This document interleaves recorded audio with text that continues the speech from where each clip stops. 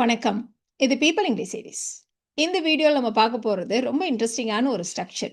இந்த ஸ்ட்ரக்சரை பேஸ் பண்ணி உங்களுடைய டே டு டே கான்வர்சேஷன்ல தினமும் நீங்க நூற்றுக்கணக்கான சென்டென்சஸ் ஃப்ரேம் பண்ணலாம். ரொம்ப சிம்பிளா. எந்த மாதிரி சென்டென்சஸ் அப்படின்னா, கொஞ்சம் விட்டிருந்தா அவ அழுதுருப்பா. இன்னும் ஒரு அடி எடுத்து வச்சிருந்தே நீ பள்ளத்துல விழுந்திருப்ப. இந்த மாதிரியெல்லாம் நம்ம சொல்றோம் இல்லையா? இதையெல்லாம் இப்படி இங்கிலீஷ்ல ஃப்ரேம் பண்றது. நமக்கு இம்மீடியட்டா நம்ம மைண்டுக்கு வர்ற ஒரு ஸ்ட்ரக்சர் இஃப் இல்லையா? இத பார்த்தோனே உங்களுக்கு இஃப் தான் ஞாபகம் வந்திருக்கும். ஏன்னா, கொஞ்சம் விட்டிருந்தால், ஆல் இப்படி முடியுது அப்படின்னாலே, நம்ம மைண்ட் உடனே இஃப்க்கு போயிடும் இல்லையா?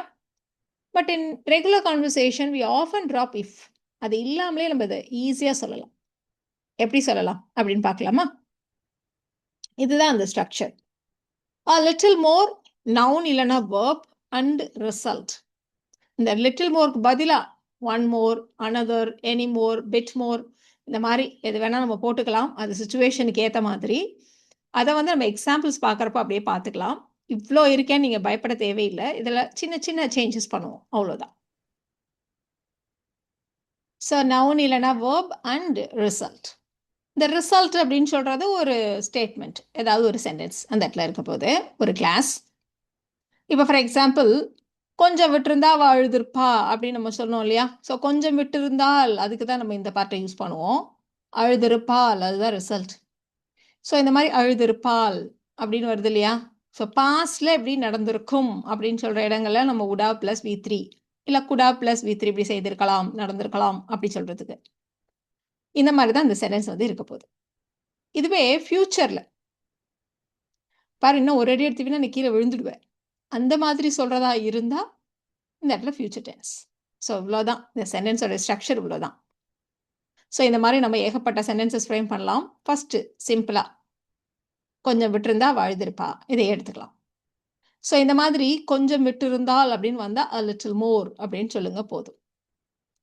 இப்போ நம்ம சொன்ன மாதிரி இன்னும் ஒரு அடி எடுத்து வச்சிருந்தா, அந்த மாதிரி ஒரு அடி, இன்னும் ஒரு வாய் அதிகமாக நான் சாப்பிட்டாலும் அந்த மாதிரிலாம் சொல்கிறதுக்கு நம்ம இந்த ஒரு அடி எடுத்து வைக்கிறது, ஒரு வாய் இந்த மாதிரிலாம் வருது இல்லையா? அந்த மாதிரி ஏதாவது வந்ததானா நம்ம இந்த இடத்துல நவுன் வேர்ப் எதையாவது போட வேண்டியிருக்கும். இப்போ இந்த மாதிரி எதுவுமே இல்லாமல் வெறுமனே கொஞ்சம் விட்டிருந்தா அப்படி மட்டும் வந்துச்சுன்னா a little more அப்படின்னு மட்டும் சொன்னால் போதும். And result part.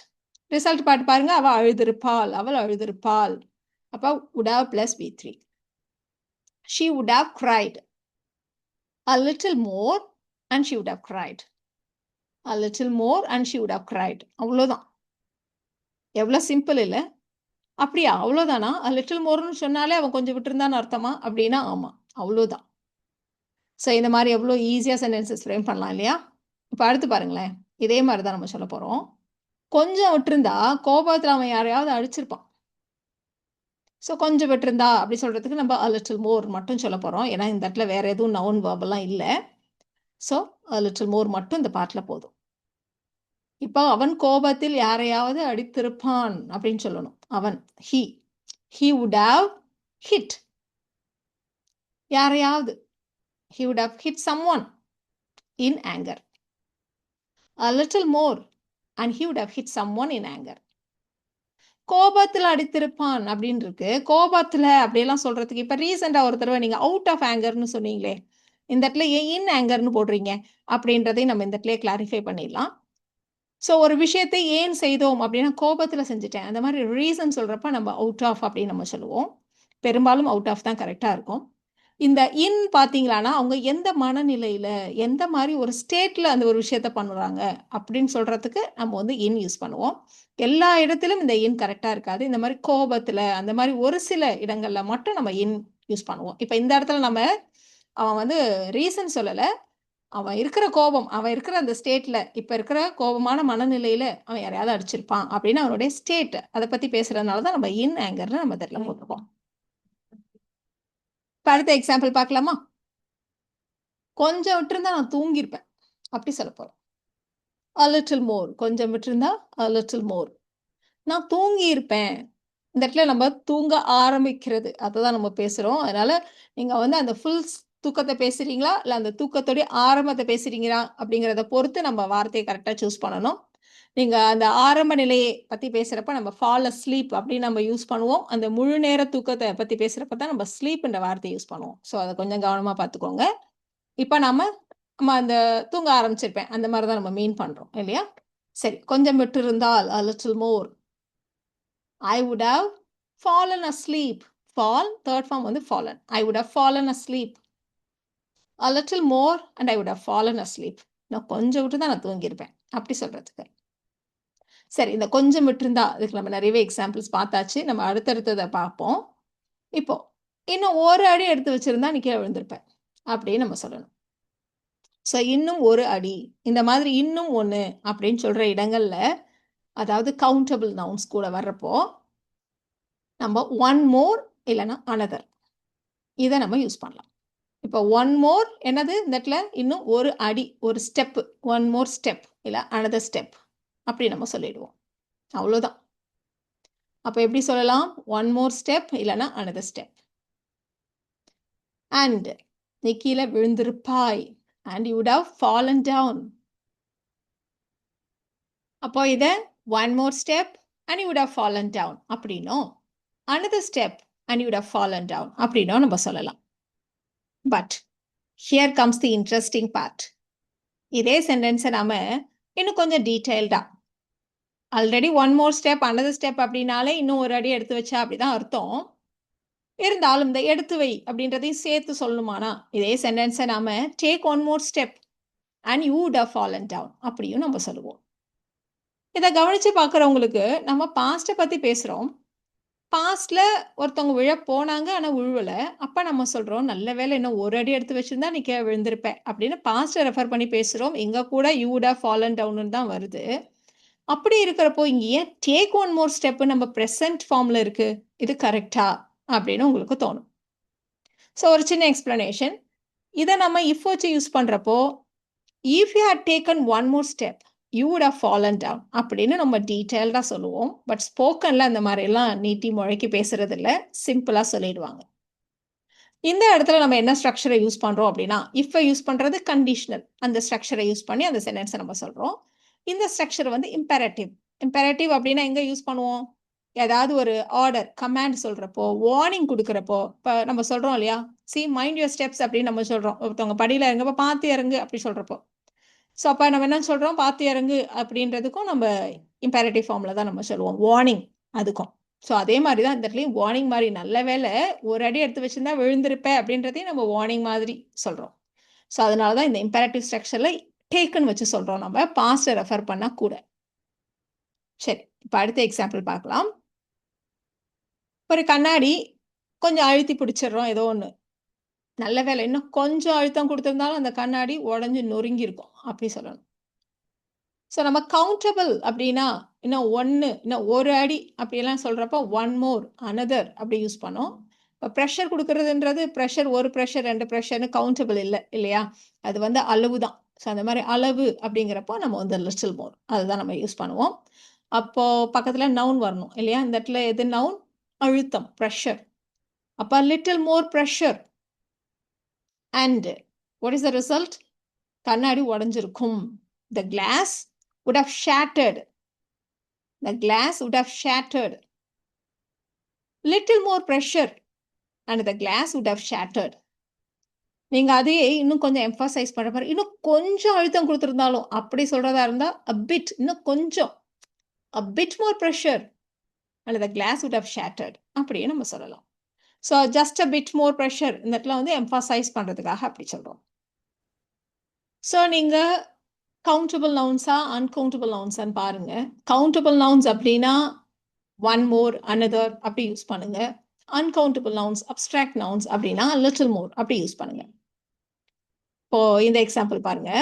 இதுக்கு மேல ஒரு வார்த்தை பேசினா நான் எந்திரிச்சு போயிடுவேன் அப்படின்னு நம்ம சொல்லணும். ஸோ வார்த்தை கவுண்டபிள், அதனால ஒன் மோர் இல்லைன்னா அனதர் அப்படி யூஸ் பண்ணுவோம். அதே மாதிரி இந்த ரிசல்ட் பார்ட்ட பாருங்க, நான் எழுந்திரிச்சு போயிடுவேன் ஃபியூச்சர். ஸோ ரிசல்ட் பார்ட் வந்து ஃபியூச்சரில் வில் வச்சு சொல்ல போகிறோம். ஸோ இன்னும் ஒரு வார்த்தை, one more word, another word எப்படி வேணால் சொல்லுங்கள். அண்ட் நான் எந்திரிச்சு போயிடுவேன், வெளில போயிடுவேன் அப்படின்னு சொல்கிறதுக்கு ஐ walk out and I will walk out.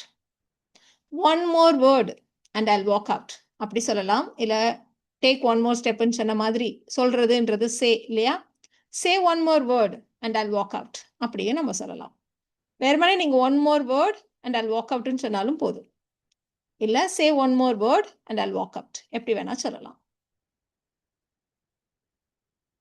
இன்னும் கொஞ்சம் விட்டா தோசை தீஞ்சிடும். பாரு ஆல்ரெடி அது ரொம்ப நல்ல முருகல் ஆயிடுச்சு. இன்னும் கொஞ்சம் விட்டா தோசை தீஞ்சிடும். ஃபியூச்சரை ரெஃபர் பண்ணி சொல்லப் போறோம். ஸோ இன்னும் கொஞ்சம் விட்டா அப்படின்னு சொல்றதுனால நீங்க வந்து லிட்டில் யூஸ் பண்ணுங்க. ஆனா இன்னும் கொஞ்சம் அப்படிங்கிறதுக்கு நம்ம ஜெனரலா லிட்டில் மோர் யூஸ் பண்ணுவோம். இந்த இடத்துல நம்ம வந்து டைம் ஸ்பெசிஃபிக்கா இன்னும் கொஞ்சம் நேரம் விட்டா அப்படின்னு நம்ம சொல்றோம் இல்லையா? அதனால ஸ்பெசிஃபிக்கா இந்த இடத்துல நாம லிட்டில் லாங்கர் அப்படின்னு நம்ம யூஸ் பண்றோம். இன்னும் கொஞ்சம் சொல்றது ஹவ் லாங் அப்படின்ற மாதிரி அந்த டைம் பீரியடை ஸ்பெசிஃபிக்கா மென்ஷன் பண்றதுக்கு நம்ம லிட்டில் லாங்கர் அப்படின்னு யூஸ் பண்ண போறோம். ஸோ இன்னும் கொஞ்சம் விட்டாங்கிறதுக்கு அது மட்டும் போதுமானது. So what is the result part? தோசை தீஞ்சிடும். The dosa will burn. இன்னும் விடுறது அப்படிங்கிறத நம்ம இன்னும் கொஞ்சம் டீட்டெயில்டா leave it a little longer. The dosa will burn அப்படின்னு நம்ம சொல்றோம். Leave it a little longer. The dosa will burn. அப்படியே அதிலேயே விட்டு வச்சிருந்தா இந்த இடத்துல அப்படி மீன் பண்றோம். இந்த இடத்துல கொஞ்சம் விட்டால் அப்படின்னா லிட்டில் மோர் தானே. ஏன் இந்த இடத்துல மட்டும் லீவ் இட்லாம் யூஸ் பண்றீங்க அப்படின்னா தோசையே தோசைக்கல்லையே அப்படியே விட்டு வச்சிருந்தா அப்படின்னு நம்ம ஸ்பெசிஃபிக்கா சொல்றதுக்காக தான் leave it a little longer. இன்னும் கொஞ்ச நேரம் தோசை அப்படியே விட்டு வச்சிருந்தா இந்த தோசா வில் பர்ன் அப்படின்னு நம்ம சொல்றோம். இன்னும் ஒரு நிமிஷம் ஆயிருந்தாலும் நம்ம பஸ்ஸை விட்டுருப்போம். நல்ல வேலை பஸ்ஸை பிடிச்சிட்டோம் அப்படி சொல்ல போறோம். இன்னும் ஒரு நிமிஷம் ஆயிருந்தாலும் இப்போ கவுண்டபிள் now. அதனால ஒன் மோர். இந்த இடத்துல நிமிஷம். அதனால ஒன் மோர் மினிட் இல்ல another minute. One more minute இல்லைன்னா அனதர் மினிட். நாம பஸ்ஸை மிஸ் பண்ணியிருப்போம். we would have missed the bus. we would have missed the bus.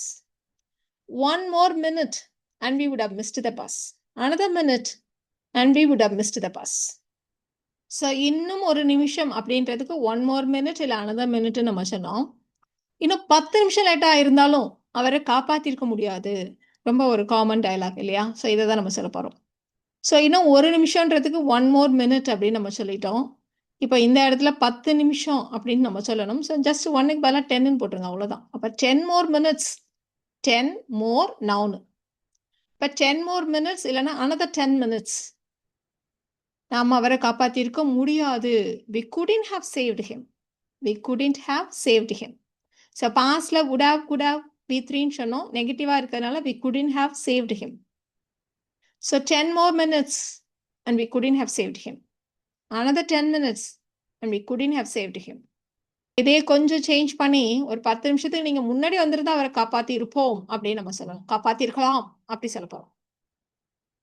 So 10 நிமிஷத்துக்கு முன்னாடி அப்படின்னு சொல்றதுனால 10 minutes earlier. நம்ம வந்து மோர் சொன்னோம் இல்லையா? இப்போ வந்து பின்னாடி போறதுனால முன்னாடி ஒரு சீக்கிரம் வந்திருந்தா 10 minutes earlier. நாம அவரை காப்பாற்றி இருக்கலாம். பாசிபிலிட்டி பத்தி பேசுறப்பே நம்ம could have தான் நம்ம சொல்லுவோம். So we could have saved him. முன்னாடி couldn't have saved him. காப்பாத்திருக்க முடியாதுன்னு சொன்னோம். இப்ப காப்பாத்திருக்கலாம். we could have saved him. 10 minutes earlier and we could have saved him. நிறைய சாப்பிட்டுட்டோம்னு வச்சுக்கோங்களேன். ஐயோ இன்னும் ஒரு வாய் சாப்பிட்டாலும் என்னோட வயிறை வெடிச்சிடும் அப்படி சொல்லுவோம் இல்லையா? ஸோ என்ன ஒரு வாய். One more bite. One more bite and my stomach will burst. வெடிச்சிடும். One more bite and my stomach will first.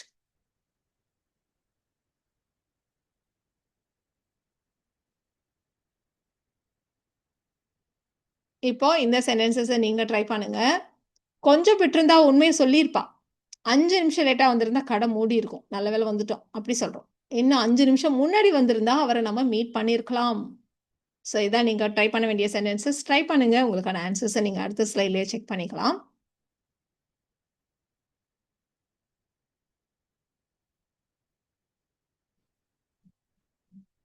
உங்களுக்கான ஆன்சர்ஸ் பார்த்துடலாமா?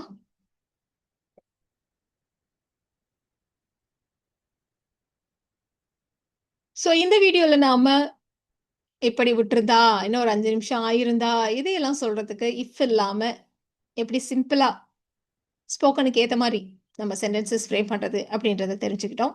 இந்த வீடியோ உங்களுக்கு யூஸ்ஃபுல்லா இருக்கும்னு நினைக்கிறேன். Thank you so much.